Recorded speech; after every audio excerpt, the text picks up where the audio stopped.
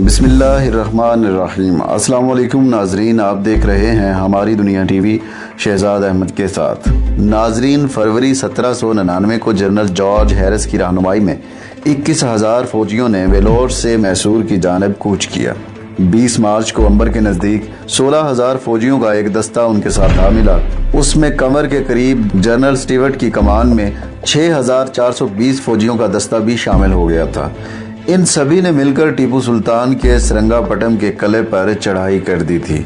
मशहूर तारीख दान जेम्स मिल अपनी किताब the history of British India में लिखते हैं कि ये वही टीपू सुल्तान थे जिनकी आधी सल्तनत पर 6 बरस कबल अंग्रेज़ों ने कब्जा कर लिया था।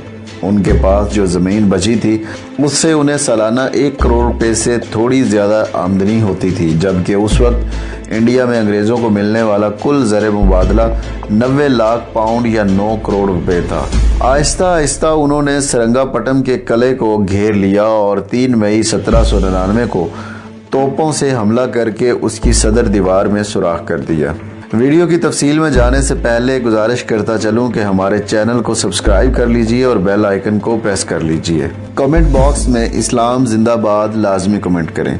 नाजरीन, हमारे चंद लिबरल्स दोस्तों को राजा दाहिर को हीरो और मोहम्मद बिन कासिम के बारे में गासिब और हमलावर का इस्तदलाल मान लिया जाए तो उनसे पूछना था, अगर आपकी दलील और असूल सब के लिए एक है तो बरतानवी राज को बरसगीर के लिए एक नेमत और गोरों को निजात दहिंदा कहना भी छोड़ दें और राजा के मुकाबले में इंसाफ पसंदी, मजहबी रवादारी और बहादुरी में टीपू सुल्तान किसी भी लिहाज से कम न था। 4 मई को उसकी शहादत का दिन था। क्या सिर्फ इस वजह से कि टीपू का मुकाबला गोरी रंगत के हमलावरों से था, किसी को उसके नाम का ट्रेंड चलाना याद ना आया। लगता है कुछ लोगों के नज़दीक धरती का बेटा और हमलावर की तारीफ मजहब की बुनियाद पर तब्दील हो जाती है। नाजरीन, एक और तारीख दान लशिंगटन अपनी किताब लाइफ ऑफ पेरिस में लिखते हैं, हालांकि सुराख ज्यादा बड़ा नहीं था तो भी जॉर्ज हैरिस ने अपने फौजियों को उसके जरिए किले के अंदर भेजने का फैसला किया। असल में उनके पास कोई और रास्ता नहीं था, उनकी फौज भूखी थी। बाद में हैरिस ने कैप्टन मैल्कम के सामने खुद कबूल किया कि मेरे खैमे पर तैनात अंग्रेज गार्ड इतना कमजोर हो चुका था कि अगर उसे धक्का दिया जाता तो वो नीचे गिर जाता। 3 मई की रात तकरीबन 5,000 फौजी, जिनमें करीब 3,000 अंग्रेज थे, खंदकों में छुप गए ताकि टीपू की फौज को उनकी सरगर्मी का पता न लगे। जैसे ही हमले का वक्त नजदीक आया, टीपू सुल्तान से गद्दारी करने वाले शख्स मीर सादिक ने फौजियों को तनहा देने के बहाने पीछे बुलाया। एक और तारीखदान मीर हुसैन अली खान करमानी ने अपनी किताब हिस्ट्री ऑफ टीपू सुल्तान में कर्नल मार्क विल्किस के हवाले से लिखा है, टीपू के एक कमांडर नदीम ने तनहा का मसला खड़ा कर दिया था, इसलिए दीवार के सुराख के पास तैनात फौजी भी उसके पीछे चल दिए। उसी वक्त अंग्रेजों ने पीछे से हमला बोल दिया। इस दरमियान टीपू के एक बहुत वफादार कमांडर सईद गफार अंग्रेजों की तोप के गोले से हलाक हो गए। करमानी लिखते हैं कि जैसे ही गफार की मौत हुई, किले से गद्दार फौजियों ने अंग्रेजों की जानिब सफेद रुमाल हिलाने शुरू कर दिए। ये पहले से तय था कि जब ऐसा किया जाएगा तो अंग्रेज फौज किले पर हमला बोल देगी। जैसे ही सिग्नल मिला, अंग्रेज फौज ने दरिया के किनारे की जानिब बढ़ना शुरू कर दिया, जो वहां से सिर्फ 100 गज के फासले पर था। दरिया भी महज 280 गज चौड़ा था और कहीं टखने तक पानी था तो कहीं कमर तक। मेजर अलेक्जेंडर एलन अपनी किताब an account of the campaign in Mysore में लिखते हैं, हालांकि अंग्रेजों की आगे बढ़ती हुई फौज को किले से बड़ी आसानी से तोपों का हदफ बनाया जा सकता था, फिर भी खंदकों से निकलकर अंग्रेज फौजी महज 7 मिनट के अंदर किले की दीवार के सुराख से दाखिल होकर बरतानवी झंडा लहराने में कामयाब हो गए। सुराख पर कब्जा हासिल करने के बाद बरतानवी फौज 2 हिस्सों में तकसीम हो गई। बाएं जानिब बढ़ने वाली फौज को टीपू सुल्तान की जानिब से सख्त मुश्किलात का सामना करना पड़ा।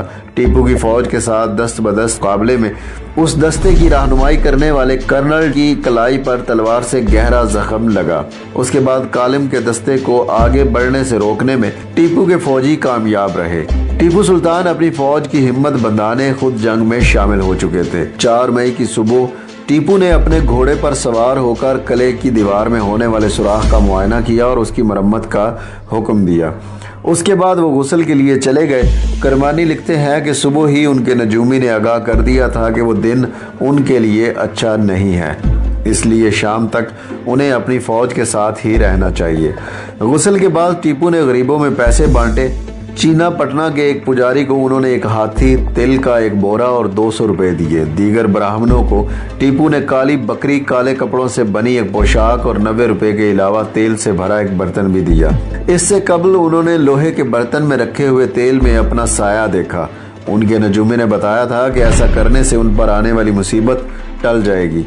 उन्होंने महल में वापस लौटकर रात का खाना खाया। खाना शुरू ही किया था कि उन्हें अपने कमांडर सैयद गफार की हालत से मुतल्लिक खबर मिली। गफार किले के मगरबी सिरे की हिफाजत के लिए तैनात फौज की क़यादत कर रहे थे। लेफ्टिनेंट कर्नल अलेक्जेंडर बैटसन अपनी किताब a view of the origin and conduct of the war with Tipu Sultan में लिखते हैं, टीपू ये खबर सुनते ही खाना छोड़कर उठ गए। उन्होंने हाथ धोए और घोड़े पर सवार होकर उस जगह की जानब निकल पड़े जहां दीवार में सुराख हुआ था, लेकिन उनके पहुंचने से पहले ही अंग्रेजों ने वहां अपना झंडा लहरा दिया था। बैटसन आगे लिखते हैं, इस जंग में टीपू ने ज्यादातर लड़ाई आम फौजियों की तरह पैदल ही लड़ी, लेकिन जब उनके फौजियों की हिम्मत टूटने लगी तो वो घोड़े पर सवार होकर उनकी हिम्मत बढ़ाने की कोशिश करने लगे। मार्क विल्कस लिखते हैं कि अगर टीपू चाहते तो जंग के मैदान से भाग सकते थे। उस वक्त किले के कमांडर मीर नदीम किले के गेट की छत पर खड़े थे, लेकिन उन्होंने अपने सुल्तान की तरफ कोई ध्यान नहीं दिया। टीपू तब तक जख्मी हो चुके थे। जब टीपू किले की अंदरूनी गेट की जानिब बढ़े तो उनके बाएं सीने से एक गोली निकल गई। उनका घोड़ा भी मारा गया। उनके साथियों ने उन्हें डोली पर बैठाकर जंग के मैदान से बाहर ले जाने की कोशिश की, लेकिन नाकाम रहे, क्योंकि तब तक वहां लाशों का ढेर लग चुका था। मेजर अलेक्जेंडर लिखते हैं कि उस वक्त उनके बॉडीगार्ड राजा खान ने उन्हें मशवरा दिया कि वो अंग्रेजों को बता दें, लेकिन टीपू को यह नामंजूर था। उन्होंने अंग्रेजों के हाथों कैद किए जाने की बजाय मौत के रास्ते को इंतखाब किया। टीपू सुल्तान के आखिरी लम्हात के बारे में बैटसन लिखते हैं, तभी कुछ अंग्रेज फौजी किले के अंदरूनी गेट में दाखिल हुए। उनमें से एक ने टीपू की तलवार की बेल्ट छीनने की कोशिश की। तब तक टीपू का काफी खून बह जाने की वजह से वो तकरीबन नीम बेहोश हो गए थे। तब भी उन्होंने अपनी तलवार से उस फौजी पर हमला किया। फिर उन्होंने उसी तलवार से एक और अंग्रेज फौजी के सर पर वार किया। इसी दरमियान एक और अंग्रेज फौजी ने टीपू पर हमला कर दिया। वो उनसे जवाहरात जड़ी तलवार छीनना चाहता था। उस वक्त वो ये नहीं देख सके कि उन पर किसने तलवार चलाई थी। अंग्रेज नहीं जानते थे कि टीपू सुल्तान की मौत हो चुकी है। वो उन्हें ढूंढने महल के अंदर गए। पता चला कि टीपू वहां नहीं है। टीपू का एक सिपहसालार उन्हें उस मकाम पर ले गया जहां टीपू गिरे थे। वहां हर तरफ लाशें और जख्मी फौजी पड़े हुए थे। मशल की रोशनी में टीपू सुल्तान की डोली नजर आई। उसके नीचे टीपू के बॉडीगार्ड राजा खान जख्मी हालत में पड़े थे। उन्होंने उस तरफ इशारा किया जहां टीपू गिरे थे। बाद में मेजर एलन ने लिखा, जब टीपू की लाश को हमारे सामने लाया गया तो उनकी आंखें खुली हुई थी। उनका जिस्म इतना गर्म था कि एक लम्हे के लिए मुझे और कर्नल वेल्सली को ऐसा लगा कि कहीं वो जिंदा तो नहीं, लेकिन जब हमने उनकी नब्ज देखी और दिल पर हाथ रखा तो हमारा शक दूर हुआ। उनके जिस्म पर 3 और 1 जख्म माथे पर था। एक गोली उनके दाहिने कान से दाखिल होकर बाएं गाल में धंस गई थी। उन्होंने बेहतरीन सफेद लिनन का जामा पहन रखा था, जिसकी कमर के इर्द गिर्द रेशमी कपड़े की गोट लगी थी। उनके सर पर पगड़ी नहीं थी। ऐसा लग रहा था जैसे वो जंग के दौरान गिर गई हो। एक बाजूबंद के अलावा जिस्म पर कोई जेवरात नहीं थे। वो बाजूबंद असल में एक चांदी का तावीज था, जिसके अंदर अरबी और फारसी में कुछ लिखा हुआ था। जनरल बियर्ड ने टीपू की लाश को उन्हीं की डोली में रखने का हुक्म दिया। दरबार को पैगाम भेजा गया कि टीपू सुल्तान अब इस दुनिया में नहीं रहे। उनकी लाश पूरी रात उनके दरबार में रखी गई। अगले दिन शाम को महल से टीपू सुल्तान का जनाजा निकला। उनके जनाजे को उनके जाती मुलाजमीन ने उठाया हुआ था। उनके साथ अंग्रेजों की 4 कंपनियां भी चल रही थी। बरतानिया की नेशनल लाइब्रेरी ऑफ स्कॉटलैंड में रखे दस्तावेजात के मुताबिक journal of the war with Tipu में लिखा है, उनके जनाजे के ठीक पीछे शहजादा अब्दुल खलीक चल रहे थे। उनके पीछे दरबार के अहम अहलकार थे।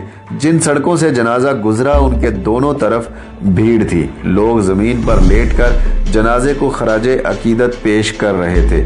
लोग जोर जोर से रो रहे थे। उन्हें लाल बाग में उनके वालिद हैदर अली की कब्र के बगल में दफनाया गया। उसके बाद टीपू सुल्तान के जनाजे में शरीक अफराद को 5,000 रुपए बांटे गए। बैट्सन ने लिखा कि रात होते होते माहौल और ज्यादा गमजदा हो गया जब बादलों की गर्ज के साथ जबरदस्त आंधी चली। उस आंधी में 2 अंग्रेज एहलकार हलाक हो गए और मुतअद्दिद जख्मी हो गए। टीपू के बाद अंग्रेजों को जंग में चैलेंज करने वाला कोई नहीं बचा था। एक अंग्रेज सहाफी ने अपनी किताब rise and progress of British power in India में लिखा है कि टीपू की शिकस्त के बाद मशरक की पूरी सल्तनत हमारे कदमों में आ गिरी। उम्मीद है दोस्तों आपको ये इन्फॉर्मेशन पसंद आई होगी। हमारे चैनल को सब्सक्राइब कर लीजिए और बेल आइकन को प्रेस कर लीजिए ताकि इस तरह की मजीद इन्फॉर्मेटिव वीडियोस का नोटिफिकेशन आपको बर वक्त मिल सके। कमेंट बॉक्स में अपनी आराज़ से ज़रूर आगाह कीजिएगा। नई वीडियो तक के लिए इजाज़त दीजिए। अल्लाह हाफिज़।